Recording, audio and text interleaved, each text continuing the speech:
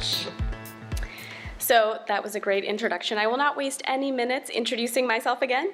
I'm here to talk about crowdsolving for social impact, which is what we do at MIT Solve. So right now we're living in a unique time. We're facing some massive human development challenges. Climate change is already affecting millions of lives, and it's going to affect many, many more in the near future. People, approximately half the world's population, still don't have access to primary health care. Tens of millions of children don't have access to primary education. Automation is replacing a lot of jobs, and people are losing their livelihoods. So these are just a few of the really big challenges we're facing. And as MIT, we feel that technology plays a massive role in trying to solve these problems because such large swaths of people are being affected. We need to have a channel for solutions that can scale very easily and improve the lives of billions. But we also know that technology is not sufficient. And so MIT Solve was created to leverage technology and find those technology solutions, but more than that, to find solutions that are human-centered and that are context-appropriate and that are being implemented by local entrepreneurs. So on that last note, we also know that those solutions aren't coming just from MIT. We're not going to solve the world's problems on MIT's campus. And so we were created to go out and actually find those entrepreneurs and support them. So the premise for everything that we do is the knowledge that crowdsourcing works. So you've been hearing a lot about that today. So I'm not going to talk about that. But you've already heard a few of these examples named. So we know that Waze, if you use Waze and you put in any data about traffic or accidents, you're helping to improve everybody's commute. If you've ever contributed to Wikipedia, you've helped to build the world's largest encyclopedia. There are other examples in science with Foldit. Gamers came together and figured out how an AIDS enzyme is folded, which was a problem that had baffled scientists for ages. Ushahidi is a database in Kenya that allows people to put in information about human rights violations, and then you can actually see maps of where those violations are happening. Kiva is a microloan platform where anyone can ask for a microloan in developing countries, and those loans get vetted to make sure they're legitimate before we all put our money into them. And so we know that the wisdom of the crowds is actually really useful. And when people come together, they can solve these big problems. So we have this strong belief in open innovation and collaboration. And we also believe that talent and ingenuity and creativity are everywhere, which goes back to what I was saying initially about those local entrepreneurs. There are people all over the world, definitely outside of MIT's campus, who have amazing ideas that could transform the world and that could actually solve some of these big challenges like we're talking about, like climate change and like access to primary care in some under-resourced areas. But often they're not connected with the right resources to make those ideas a reality, and so that's where we come in. We want to create, using mass collaboration and open innovation and partnerships, we want to create an ecosystem where those ideas can not only thrive, but can actually grow and advance and become transformational. So how do we actually do this? Everything I just talked about was very abstract. So at our core, we are an open innovation competition, but we go further than that. So we're looking for promising solutions from anywhere in the world. Any person or organization can apply. It does not matter what the stage of the solution is. We will support anyone. And we, in order to find those applicants, we do global outreach. And so anyone in this room and many, many of our partners run solve-a-thons that are supported by us, but we don't actually, we find people to run them because we want to do lots and lots of these things in every corner of the globe. So here are just a few cities where we've run them.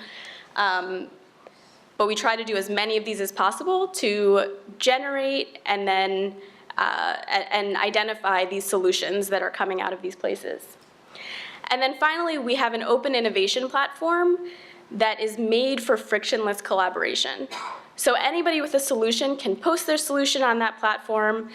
The global community can comment on it, can join a team, can work together to do an even better job, and create a stronger solution that can make an even bigger impact on the problem that's being solved. So we've been in existence for a couple of years now, and we're actually really proud of what we've achieved in that relatively short time. We found 99 solver teams that we think have promising and potentially transformational solutions, and that's across 12 global challenges that we've put out over the course of those 2 years. Almost half of those solutions are women-led. So to anybody who says it's hard to find tech entrepreneurs who are female, I say no. This past cycle, 61% were actually women-led, which was pretty cool. And of those 99, they're headquartered in 31 different countries. So we really do have global representation, and that's exciting for us as an organization because we love supporting solutions all over the world, but also for them because they are a cohort that supports one another and learns from one another and thinks about how their solutions could apply in other places. We also have a pretty rich spread across for-profit, nonprofit, and hybrid, and that's great as well, we believe, because we do believe that you can do well by doing good, but we also believe that a lot of impactful solutions are going to come from the social sector, and so we're happy to see that spread. So once we find those solutions, we know that they're not going to become a reality until we connect them to these resources that I was mentioning. And the key players in providing those resources are the members of our curated community. So we have people from corporations, foundations, multilaterals, governments, from all countries of the world that are coming together because they believe in our mission and they believe in our innovators. So even though they're a very diverse set of people and organizations, they're bound together by this common purpose of wanting to support progress toward solving these big challenges. And the Solve staff works very closely with them to create partnerships that can be fruitful. So we provide dedicated support to ensure that the needs of those innovators are being met. We try to focus on the binding constraint that's preventing them from growing at that time and finding partners that can specifically meet those needs. And then we also hold a number of convenings throughout the year where we can physically bring together our entire community. Since people are spread out all over the world, many of the meetings that happen other than these few meetings during the year are virtual. But we do believe in the power of bringing people together, and we find that often what is just a conversation virtually can be catapulted into becoming a commitment when we do meet in person. So these are just a few of our partners that we've been working with over the past couple of years. We've mobilized over $5.5 million in prizes and in investments and grants. I do want to emphasize we're not a prize competition. Our sponsors do often provide prizes to support our innovators, but we're much more than that. Our focus is on the partnership and working closely together rather than simply handing over some prize money and then kind of walking away. We really want to see this collaboration happening. And with these partners and a number of other partners, we've engineered over 60 partnerships, and our innovators that are part of those partnerships are working in over 50 different countries. So since we are here to crowd solve together, I invite you to join the movement. We would love to get your support for our solver teams, and I actually forgot, even though I have my notes here, to mention to you a couple of examples.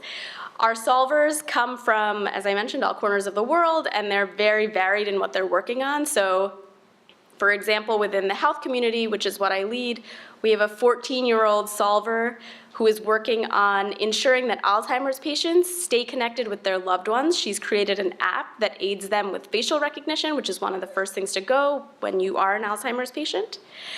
And then we also have a large foundation that we're working with in the learning pillar that is running coding clubs in 130 countries to ensure that this essential skill is learned even by those in under-resourced areas.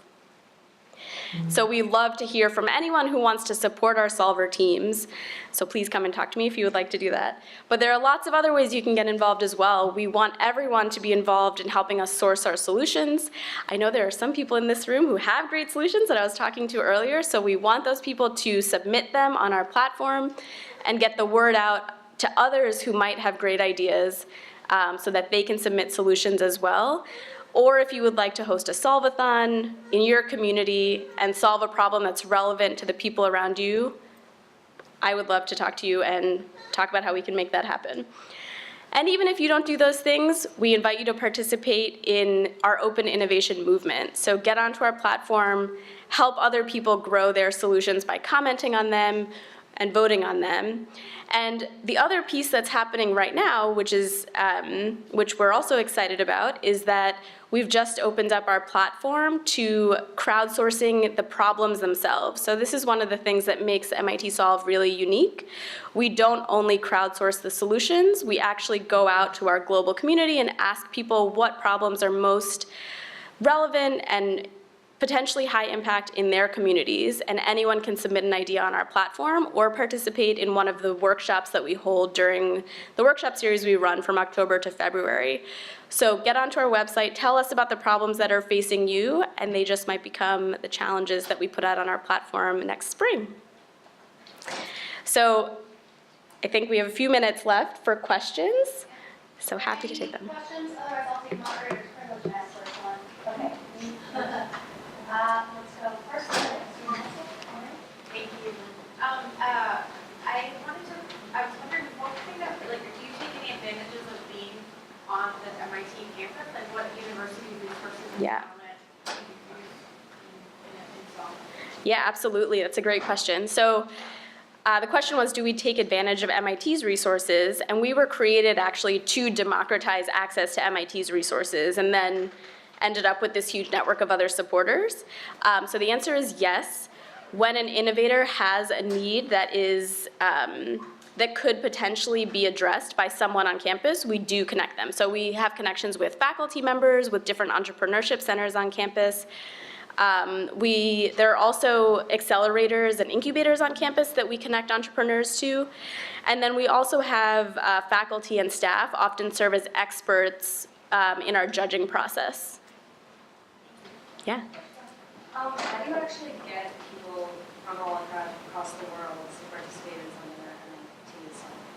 Yeah. So how do we get people to participate all across the world? It is not easy, and that's part of why I'm so excited about the results that we have in terms of making sure we have representation from everywhere. It's a lot of work on the part of the staff. We travel a lot to get the word out. We do a lot of these solve-a-thons. We do other workshops to get the word out. We leverage the networks that we have all over the world. So our community comes from all different countries, those corporations, foundations, governments, and so on, as well as the experts that participate in our judging panel. And so we lean on them as well to get the word out about what we're doing. To give you an example, one of the experts that was part of our judging panel for our Economic Prosperity Challenge this past cycle was Jim Kim, the president of the World Bank. And people like Jim Kim have a lot of Twitter followers, have a lot of, extensive networks themselves, and so we do lean on them heavily to make sure the word is getting out to the different places where we hope to get solutions. I had a question around problem definition and problem identification. So you obviously have pillars because you're in charge of one.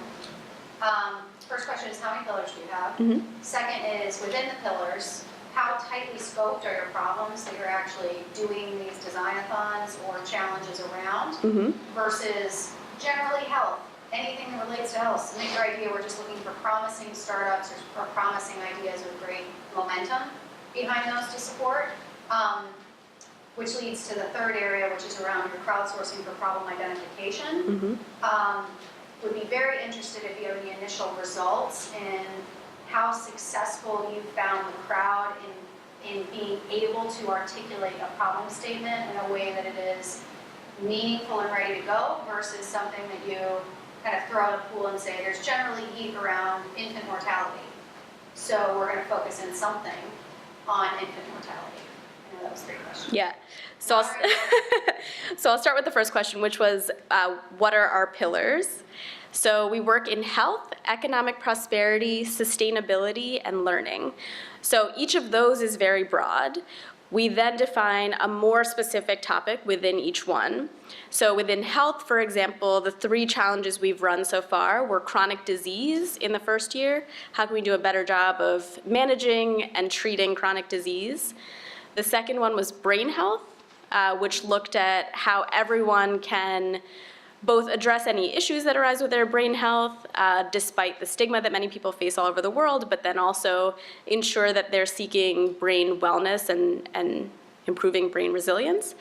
And this past cycle, it was front lines of health. So we were looking at the gap in healthcare access, and specifically in the last mile, how we can do a better job of meeting that through healthcare workers and through procurement and supply chains.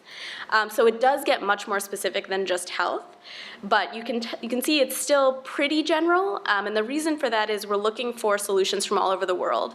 We don't want to make it so specific that it's only going to be relevant to a specific region or, in advanced economies only.